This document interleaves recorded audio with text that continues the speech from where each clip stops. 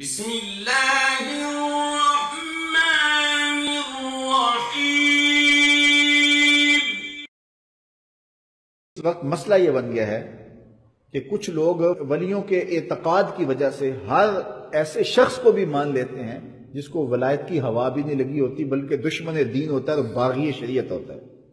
ایک تو یہ طبقہ ہے، ہر ایرے غیرے کو، ہر نتھو خیرے کو، ہر منہ دراز کو جس نے بھی کپڑے اتار کے پھینک دیے، گالیاں دینی شروع کر دیں تو اس کو مان لیا۔ ایک تو طبقہ وہ ہے۔ یہ ایک غلطی ہے ہماری کہ چونکہ میں اس پچھلے جو میں عرض کیا تھا کہ نقل اس کی آتی ہے جس کی مارکیٹ میں ڈیمانڈ ہو۔ کبھی آپ نے لوہے کی نقل نہیں دیکھی ہوگی، سونے کی نقل ہوتی ہے۔ تو جس چیز کی مارکیٹ میں ڈیمانڈ ہو، جس کی کوئی قیمت ہو، اس کی نقل آتی ہے۔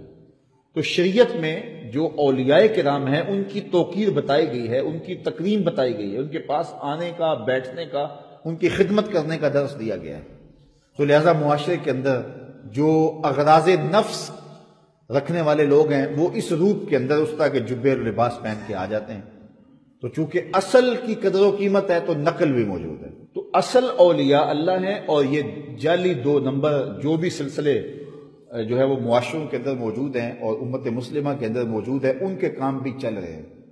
تو ہمیں آنکھیں کھول کے جینے کی ضرورت ہے کہ ہم اصل کو تلاش کریں اور دو نمبر سے اپنے دین کو، ایمان کو، عقیدتوں کو خراب نہ کریں۔ تو ایک طبقہ تو وہ ہے کہ جو اصل کے دھوکے میں نقل کو بھی خرید رہا ہے، اور ایک طبقہ وہ ہے کہ جو نقل سے دھوکہ کھاتا ہے تو پھر اصل کا بھی انکار کر دیتا ہے۔ تو جو اصل کا انکار کر دے گا نقل کی وجہ سے تو وہ بھی محروم ہو گئے۔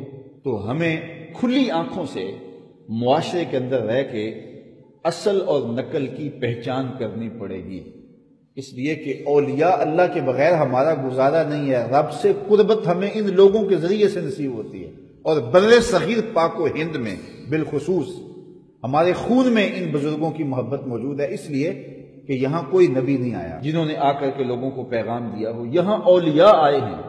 میں اور آپ اگر اپنا نسب نامہ پڑھیں تو 7ویں 8ویں پشت میں یا کوئی سکھ آ جائے گا یا کوئی ہندو آ جائے گا۔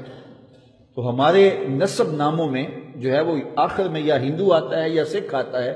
تو پھر آج ہم خیر سے مسلمان ہیں تو یہ صدقہ ہے داتا گنج بخش علی حجویری کا، یہ صدقہ ہے حضرت خواجہ معین الدین چشتی اجمیری کا، یہ صدقہ ہے شیخ احمد مجدد الفسانی کا، یہ صدقہ ہے حضرت بابا فرید گنج شکر رحمۃ اللہ تعالی علیہ کا۔ تو ہمارے آباء و اجداد کو جو اسلام ملا ہے وہ ان بزرگوں کی وجہ سے ملا ہے، اس لیے جو وفادار خون ہوگا وہ کبھی بھی ان بزرگوں کا باغی نہیں ہوگا۔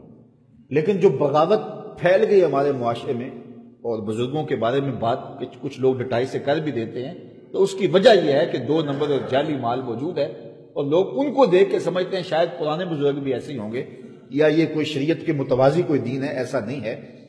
اور دوسری جانب یہ ہے کہ بزرگوں کے نام پر ہر ایرے غیرے کو حضور کی سنت کا قاتل ہو، شریعت کا باغی ہو، کتے لڑاتا ہو اور جو ہے وہ بٹیرے لڑاتا ہو، اور آستانے پہ گدی نشین بن کے مچھل شاہ بیٹھا ہوا ہو، اور ہم کہتے ہیں یہ فلاں بزرگ کی اولاد ہے۔ میاں ہم سارے حضرت آدم کی اولاد نہیں ہیں؟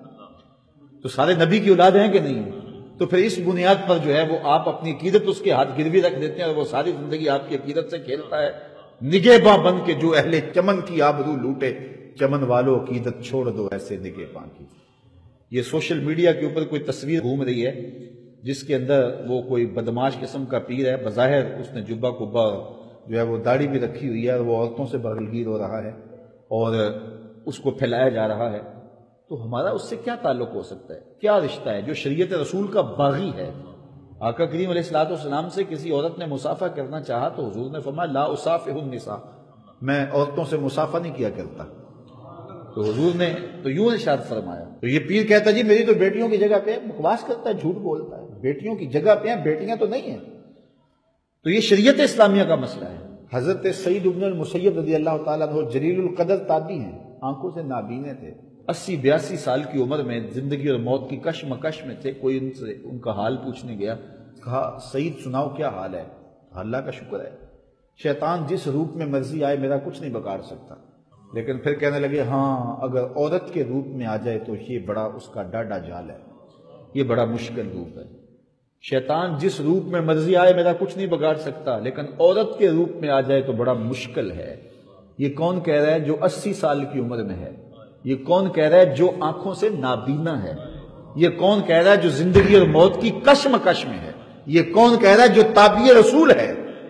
اور یہ ہٹا کٹا پیر بے پردہ عورتوں کے ہجوم میں بیٹھ کر کے جو ہے وہ رقص و سرود کی محفل سجا کے کہتا ہے او میاں میں پیر ہوں، میرا اندر بڑا مضبوط ہے، بکواس کرتا ہے، جھوٹ بولتا ہے۔